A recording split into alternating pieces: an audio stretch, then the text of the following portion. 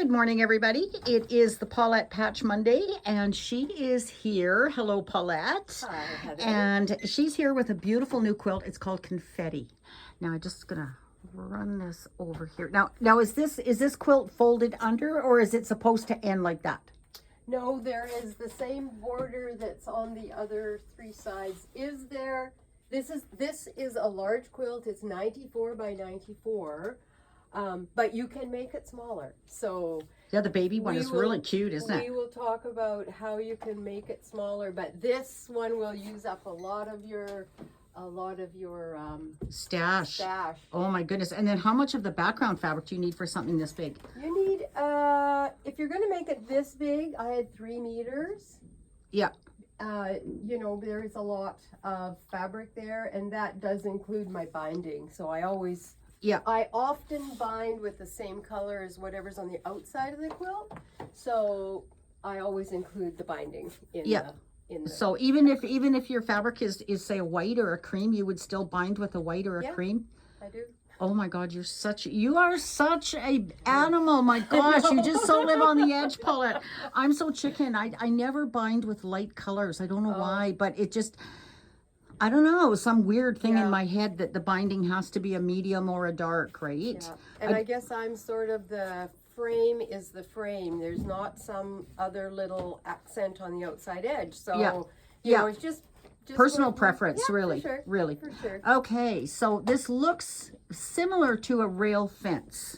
It is similar to a rail fence because we are making units that have 3 strips in them. And however, with this one, we are not paying any attention to light, medium, dark. We're just pulling out of our stash, and you can, you know, as long as you can cut 6.5 inches or a little bit more. And how big are those strips? How wide? These are 2.5. So this is that nice common size that we have left over from jelly rolls or binding. And there are lots of patterns that use the 2.5 inch wide. So this is my little box of leftovers. So just pull some stuff out. If I have a piece that's a little bit more than 6.5, like I think this one is 7, that one's about 7, that one's about 8. I still sew them together. So I make sure this edge is the same. And then once I have it pressed, I will trim this to exactly 6.5 by 6.5. Okay, question. So, which way are you pressing? Are you pressing to the out or are you pressing to the in? Or are you pressing in one direction? Everything in one direction, because these blocks do not have to match anything. So it doesn't matter which direction they go. If you prefer to like press away from your lightest color, you can do that. But you can press any direction you like. I have pressed, these 2 are pressed towards the center. So anything goes, obviously. So it's the same block everywhere here. Again, we're on the diagonal, like we've done for the last couple of quilts. So we're making diagonal rows. And when we're putting our rows in blocks into rows, we'll have one that's orientated this way, and then the next one that we lay on there will go the other direction so that the long edge is going up against these 2 seams. Okay. And so there you would press towards this one that has no seams on it because that's the easiest way to go. And then when you add your next one, it will go with the seams towards the long seam, and again you're going to press towards the fabric that has no seams in it. So you're going to be making these diagonal rows. And in this big quilt, I decided that I would, because there's so much going on, I called it confetti because it does kind of look like just a bunch of stuff. Yep, took a bag of pieces and just threw it up in the air, and where it landed is where it landed. Okay. Exactly. She is quite a free spirit, our Paulette. But I did put this blue break between that and these are just more of this same block here. Pieced, I guess you would call it a pieced border. I put quite a big break there because I think that kind of holds all of that in. Yep. And then it doesn't seem quite so messy. Although it is kind of all together in the center, it still looks quite, I think, pleasing. Yep. Having that on the outside edges. Now, on a quilt like this, Paulette, would you be tempted to try to do the pieces for the bars all in like a theme, like all a Christmas theme, or all an Asian theme, or all in a kids theme? You certainly could. You know, if you have a stash of that kind of fabric, or you have a couple of jelly rolls or something that you're willing to slice up, that would work fine. Yeah. You know, because I just work in my stash, I've thrown all kinds of stuff in here. So there's, there's even stuff with like a cartoon here. I love that one. Yeah. Love that one. You'd never find that nowadays. Yeah. Heaven knows where she ever got it from. So this is an old Ginny Buyer from like the early 2000s, maybe the 1990s. Christmas again. Just holy man. I threw all kinds of stuff. The only thing I didn't do was this blue that's on the outside edge. I tried not to have any of that exact color on the outside edge. Yeah. Because then you get a nice line for your design.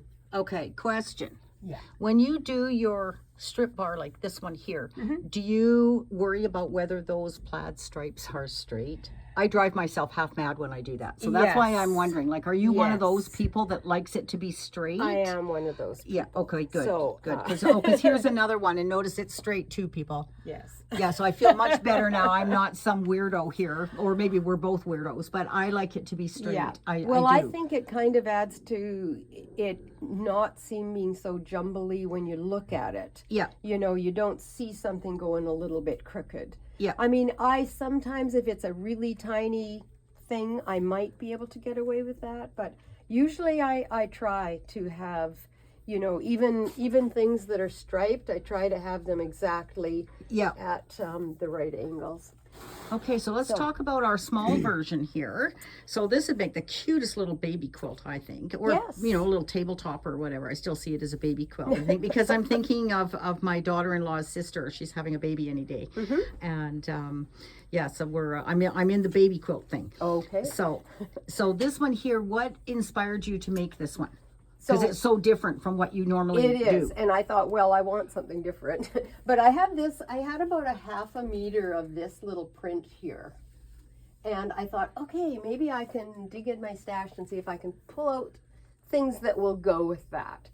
And so that's what I tried to do. Not use something so bright as in the other quilt, but things that are a little bit more subdued, a little bit more calm. But still I'm mixing up like very modern fabrics with this is very vintage fabric. Oh, good Lord, you've even got batik in there, dear. I do.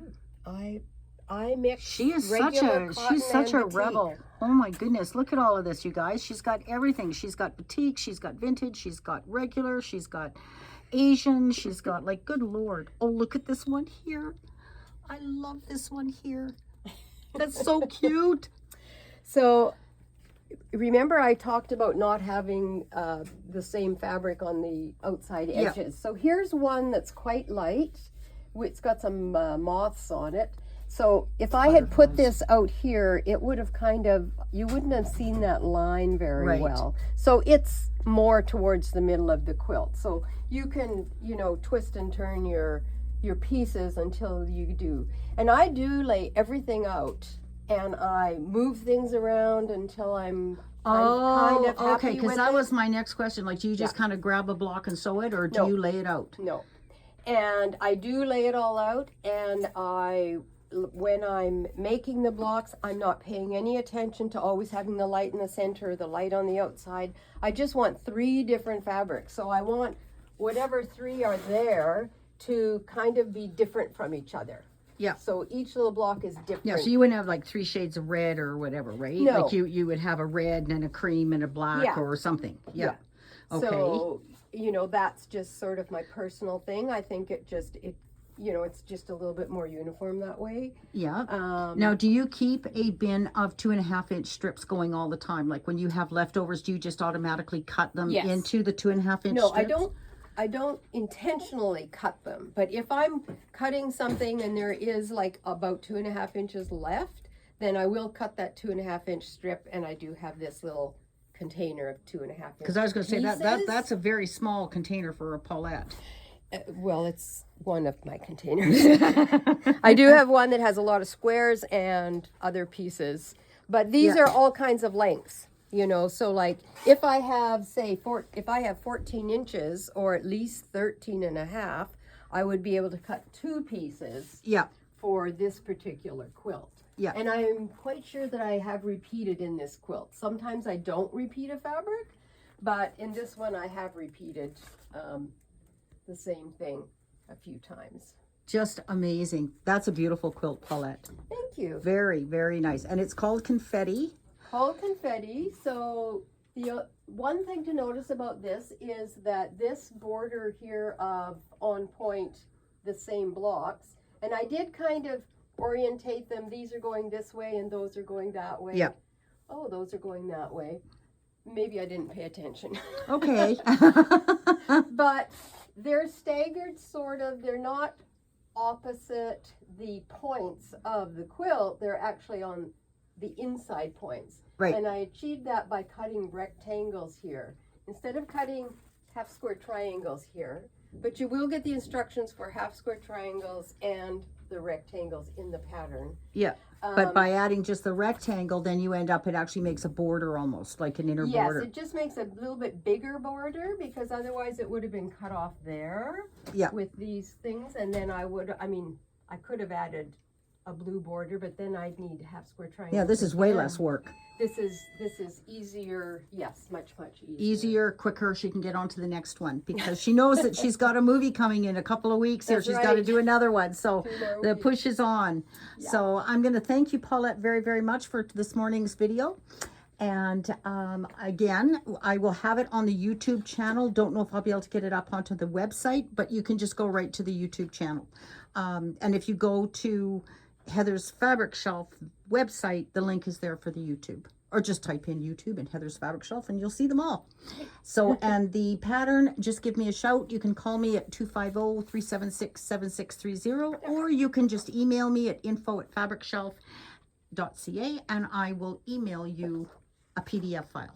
Okay, so I hope you guys have a great day, and we're going to see you all tomorrow morning. It will be Heather, and it might be just Heather tomorrow. We don't know, actually. Yes. The video might come in the afternoon after lunch. Yeah, we don't know. So you're just going to have to stay tuned. We're so organized here.